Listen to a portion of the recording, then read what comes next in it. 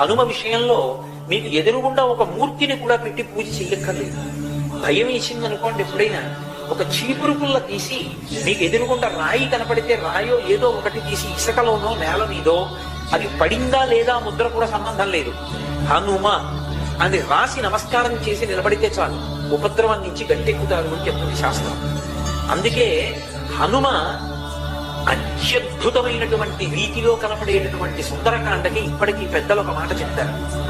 ఏదైనా జీవితంలో జటిలమైన సమస్య వచ్చినప్పుడు దాన్ని ఎలా పరిష్కరించుకోవాలో అర్థం కాకపోతే సుందరకాండ పుస్తకం తీసుకొచ్చి అక్కడ పెట్టి రామచంద్రమూర్తికి, సీతమ్మకి, హనుమకి నమస్కారం చేసి ఒక కొత్త చీపురు పుల్లని తెచ్చి కళ్ళు మూసుకుని సుందరకాండలోకి గుచ్చితే ఏ కాగితం దగ్గరికి చీపురు పుల్ల గుచ్చుకుంటుందో అక్కడ సుందరకాండ విప్పి చూస్తే ఈ సమస్యకి పరిష్కారం రామాయణ కథాంతర్గతంగా కలుగుతుంది. ఇది నేను